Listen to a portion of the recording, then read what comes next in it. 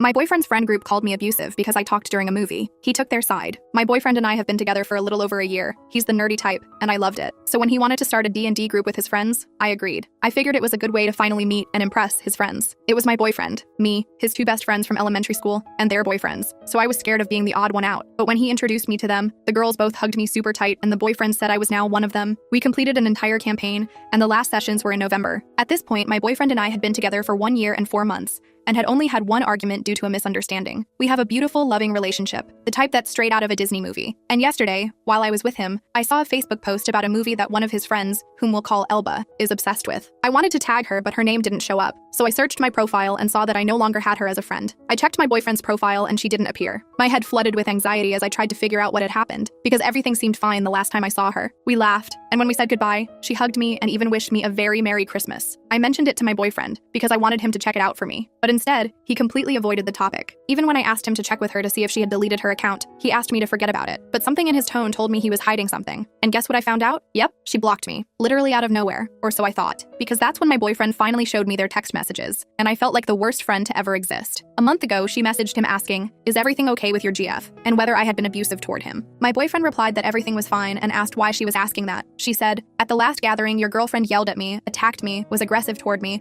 and even turned red with rage. I was worried she might be abusive toward you, but if everything is fine, that's great to hear." You see, at the gathering I mentioned earlier, us ladies stayed at the table chatting about the Joker movie. I simply stated that there were dozens of inaccuracies regarding mental health. Like, there's no way Lady Gaga's character could have actually been a psychiatrist, simply because she's way too delusional. The other girlfriend, Sophia, supported my argument, adding that her profile wouldn't have allowed her to get into medical school. Meanwhile, Elba got furious, saying that if there were pedo priests, then there could also be crazy doctors. Sophia and I disagreed. We should know, as Sophia is a doctor, and I have a PhD in psychology and psychotherapy. Coming from a place of knowledge, we explained to her that it wasn't possible. It wasn't long before I realized nothing good could come from our argument. Plus, it was around 1 a.m., so we said goodbye and called it a day. But I guess the texts proved otherwise. So then my boyfriend replied to Elba, saying that he didn't see any violence that night, but wanted to understand where she felt it happened. She responded that I yelled at her. I expected my boyfriend to defend me, but instead he replied, "That's just how she is. She's a loud mouth. Her whole family is like that, especially her mom. She lost her temper and she can be crazy-ish at times, but everything is fine between us." I had to stop myself from crying while I felt my heart break in my chest, because not only do I feel like he agreed with her, but he spoke badly about my family, basically called me crazy, didn't defend me from an attack on my character. I calmly asked him to ask her why she blocked me. She's your girlfriend, and you can do whatever you want. But after seeing the way she attacked Sophia and her boyfriend, I don't care if she lives or dies, and I especially don't want her around me or my future kids. Plus, just so you know,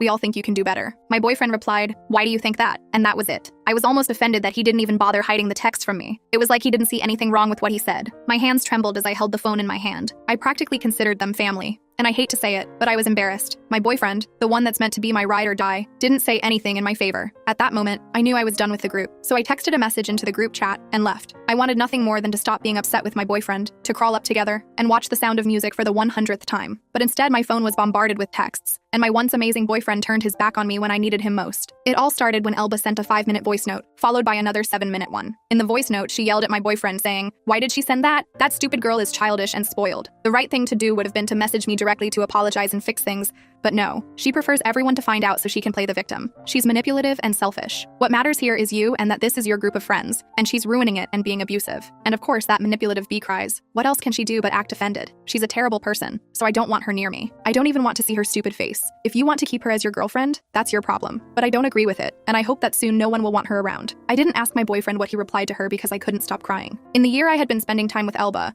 I never had an argument or conflict with her, and hearing her say all of that about me hurt deeply. Sophia and her boyfriend sent me private messages immediately after Elba's voice note. Sophia, "Baby, what happened? When have you ever been aggressive? Honestly, I've never noticed anything like that. Please don't apologize, you really don't need to. You're important to me, and I hope we can continue being close. Even though we haven't known each other for long, I already consider you a friend. You've helped me so much during my crises and supported me when my friend group broke apart. I care about you a lot, and I hope we stay friends." Sophia's boyfriend, "We saw what you wrote, but we've never felt anything like what you're describing. If we did or said something to make you think otherwise, we're truly sorry. We've never felt any aggression or anything of the sort. Neither Sophia nor I think that way. On the contrary, you've always been a great friend to us. If you ever felt a bad attitude from us, please forgive us too. Let's continue being friends. We care about you a lot." Elba's boyfriend messaged my boyfriend, saying he had to side with Elba, but admitted that everything had gotten out of hand and expressed how sorry he was about the situation. At this point, I felt better. With the support messages from Sophia and her boyfriend, I found the courage to tell my boyfriend, "I can no longer be around Elba. I never want to be near her again, and you need to decide. Either you side with her, and we end our our relationship, or you side with me, keep her away from me, and understand that I never want to see her again in my life. My boyfriend got up and started saying I needed to stop talking. He said he was having a panic attack, that he couldn't make a decision like that, and that he never thought it would get to this point. He said he wasn't able to decide. I waited for him to calm down, gave him his anxiety pill, a glass of water, and once we were in a better place, I simply said, "It's late. You should go home. Think about it, and we'll finish this conversation another day when we're calmer." He told me he didn't want to leave me like that. By that time, I had been crying for over 2 hours, but I insisted that for his safety, he should go home before 11 p.m., and that we could pause the discussion for now. I told my mom about it, and she's on my side, saying that my boyfriend didn't defend me, that he should have set boundaries with Elba, and that I'm in the right. Sophia and her boyfriend also make me feel like I didn't do anything Elba accused me of. Update. That day, I asked him to stop responding to her, as it was only giving her more ammunition to keep attacking me,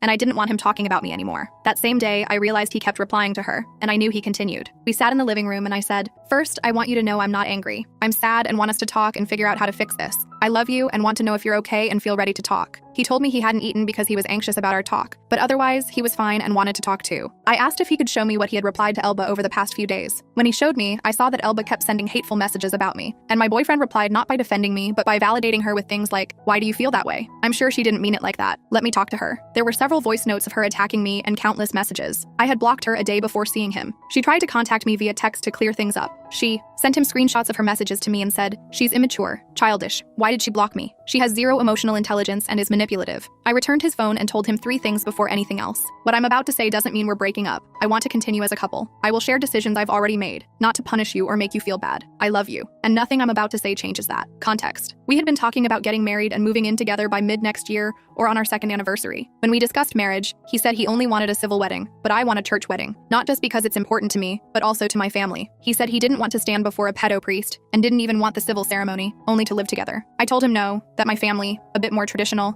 and I wanted to do it the right way. He replied, "If your mom never got married, why would she care if you don't?" At the time, I didn't think much of it, but it feels like a huge red flag after all this. I told him I wanted to cancel our marriage plans and move in together. I explained that we weren't in a healthy place and needed to resolve these issues before taking such an important step. I also clarified that I didn't want him to stop seeing his friends or playing D&D, and that he should continue doing so out of respect for Sophia and her boyfriend. Finally, I told him I needed time to heal, that my heart was broken, and I wasn't acting out of anger but trying to give us space to heal and figure out how, and if, we can stay together. He lost it. He had another panic attack. Crying, he begged me not to cancel our plans, saying he loved me, didn't want any of this, and felt I was punishing him. After pressing him, he finally admitted what he thought when he validated Elba's points. "The campaign is really important to me. I know it's childish, but I'd already written things for your character, and you must play with me and my friends. If I cause problems, the group might disband. If I don't side with Elba, she'll isolate me and turn everyone against me, like she did with Chris, a friend who was also part of the group but got excluded because Elba hated her boyfriend.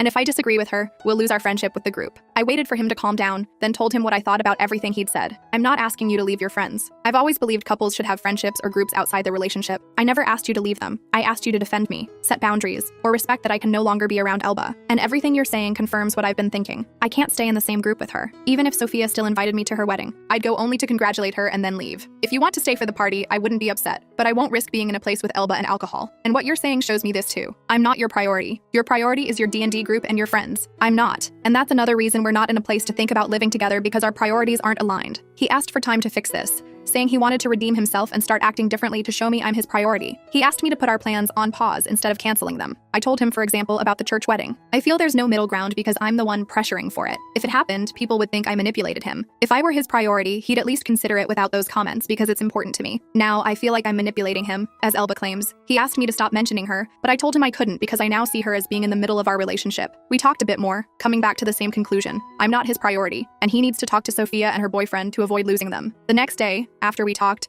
he sent me a voice message saying he reread the conversation and felt angry. Initially, he thought I was exaggerating, but during our talk, I pointed out several parts where Elba insulted and belittled him, and where she tried to manipulate him, e.g., "You're slow, but if you're smart, you'll see how violent your girlfriend is." And, "I'd hate to have to disband the group as we did with Chris, but people like your girlfriend shouldn't be around us." After rereading, he realized I was right and wasn't reacting emotionally. What hurt him most about our convo was when I said, "Right now, I couldn't sleep with you if we were living together. I feel sad, and tonight, I'll shower, have dinner, and go to bed with my dog. It comforts me to know you won't be there so I can cry and be with my thoughts, and you don't feel responsible for making me feel better. I need to sit with my feelings, not with you." When I said that, he told me, "At that moment, I understood that I wasn't a safe space for you. You're right. I can't be a good husband or life partner because I'm not giving you what you need. security, protection, and care. You are not being manipulative. You are sharing your needs and what I should be doing as a good BF. Instead of trying to soothe Elba, I should have been comforting you and taking you away from her and from all the damage. This afternoon, he spoke with Sophia and her boyfriend and told them everything. They were shocked but asked us to have dinner with them to talk. From the messages, I can tell we'll still be able to maintain a friendship with them. He set a firm boundary with Elba, telling her he couldn't allow her to keep speaking to us that way. He blocked her and apologized to her boyfriend for the drama, saying he still considered him a friend, but understood if he had to pick sides. I know this isn't the update many wanted. I understand that ending this relationship is what many would have chosen, but I need to give this a chance for his sake and my own. He's a good guy, despite how it might seem. He always tries to show me he loves me. His coming around and giving me my place makes me think we might be able to work it out. And I feel like this whole drama is due to external forces and issues we must work on as a couple and as individuals. My BF mentioned that he felt like he lost me. Even when I told him that I was not breaking up with him, he said, "I let you down so hard that only because you are mature and amazing, you stayed with me. I want to prove to you that I deserve you." Sophia and her boyfriend have been supportive, and we've created a new group with just the four of us so we can stay in touch and plan double dates. That genuinely makes me happy and gives me some comfort about the situation.